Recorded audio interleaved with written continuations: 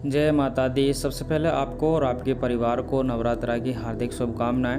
नवरात्रा व्रत का पूर्ण रूप से हमें पालन करना चाहिए। नवरात्रि व्रत में क्या खाना चाहिए, क्या नहीं खाना चाहिए, वो संपूर्ण जानकारी आपको इस वीडियो में शास्त्रों के अनुसार बताई गई है।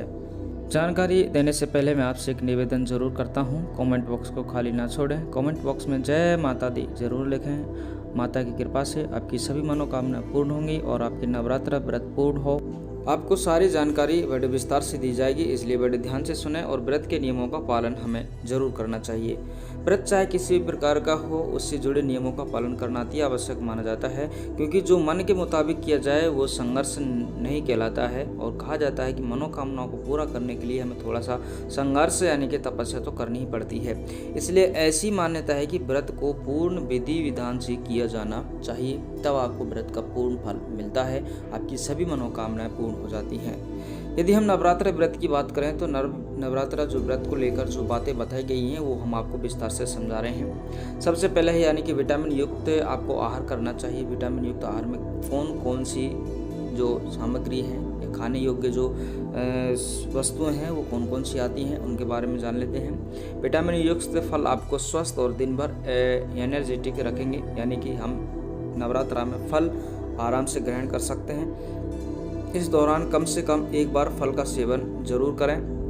आप नवरात्रि व्रत में सेब है, केला है, चीकू है, पपीता है, तरबूज है और मीठे अंगूर है जो आराम से खा सकते हैं। इनके खाने से आपका जो व्रत है वो बिल्कुल भी नहीं टूटता है, जबकि परिपक्व होता है और माता भी प्रसन्न होती है। आप चाहें तो ताज़ा फलों का जूस भी पी सकते हैं। यह है आपके लिए सबसे पहला पॉइंट है। तो आप लोग फलाहार लेकर भी नवरात्र व्रत कर सकते हैं।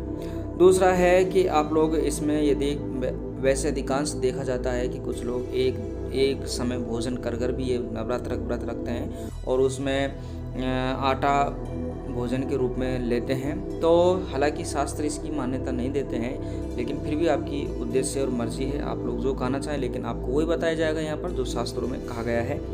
इसके अलावा आप लोग साबूदाना या सिंगाड़े की जो आटा है उससे आप लोग जो भी मनोरंजक चीज़ें बनती हैं बना सकते हैं। व्रत के दौरान जैसे चिप्स खाने के बजाय आप जैसे साबूदाना है, सिंगाड़े का आटा बनाकर भोजन करें।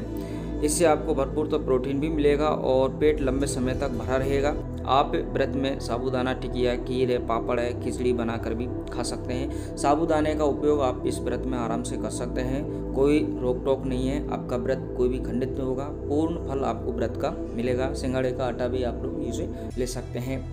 तो ये जानकारी है। इसके अलावा हम और बातें कर लेते हैं कि और क्या क्या हम खा सकते हैं इसमें। इस व्रत की यदि हम बात करें नवरात्रि व्रत की, तो हम इसमें दही में जो प्रोटीन है होती है, कैलोरी होती है, ऊर्जा होती है, यानी कि हम दही आराम से खा सकते हैं। इसके अलावा इससे प्यास भी अधिक नहीं लगती है और आपका जो पेट भरा रहता है। वहीं यदि हम बात करें तो कार्बोहाइड्रेट और लो फैट मखाना व्रत के दौरान आपको एनर्जी से भरपूर रखने में मदद करते हैं। आप चाहें तो इसको खीर बनाकर भी खा सकते हैं, यानी कि आप लोग दही का उपयोग भी कर सकते हैं और मखाने का भी उपयोग कर सकते हैं। और आप चाहें तो दूध की जो खीर है वो भी आप लोग बनाकर खा सकते हैं। आपको नवरात्रा में इससे कोई इफेक्ट नहीं पड़ेगा, आपका जो व्रत है पूर्ण रूप से एकदम सत्य रहेगा। इसके अलावा हम बात कर लेते हैं आलू की। तो आप लोग आलू भी इस नवरात्रा में आराम से खा सकते हैं। आलू में जैसे कि आलू में सबसे ज़्यादा आयरन होता है और 70% पानी भी होता है, कैल्शियम, फास्फोरस, पोटेशियम। इसमें बीटा कैरोटीन होती है, आयरन, विटामिन बी और सी जैसे पोषक तत्व भी पाए जाते हैं, जो आपके पोषक तत्वों की कमी है उनको पूर्ति करेंगे। इसलिए आप जो आपकी सेहत है उस पर कोई फ़र्क नहीं पड़ेगा और आपका नवरात्र व्रत भी पूर्ण हो जाएगा।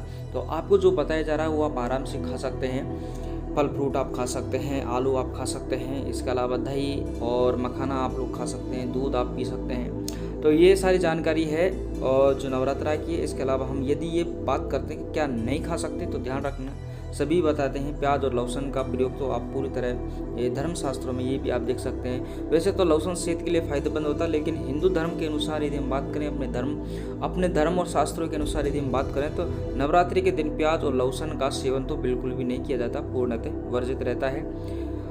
और आपको एक सलाह भी दी जाती है कि मीठी चीज़ें आप लोग ज़्यादा यानी कि खाली पेट मीठी चीज़ें ज़्यादा आप यूज़ ना करें, क्योंकि यहाँ से इससे शुगर की मात्रा भी बढ़ सकती है और जो आँखों से संबंधित प्रॉब्लम भी हो सकती है। इसलिए ज़्यादा मीठी चीज़ आप लोग खाली पेट में उपयोग ना लें। इसके अलावा नवरात्रि में इसका सेवन तो व्रत करने वाला और जिस घर में व्रत किया जाता है उस घर में तो इन दोनों चीज़ों का उपयोग बिल्कुल भी नहीं करना चाहिए। इससे व्रत करने वाले पर भी इफेक्ट पड़ता है, उसको पूर्ण रूप से पुण्य नहीं मिल पाता है जो यदि अन्य घर में इस चीज़ों को कोई उपयोग लेता है। तो मांसाहारी भोजन, शराब, धूम्रपान आदि इनसे तो आपको पूरी तरह बचना चाहिए नवरात्रि में। और यदि आप इन सब नियमों का पालन करते हैं तो माता की कृपा से आपकी सब मनोकामनाएं जरूर पूर्ण होंगी।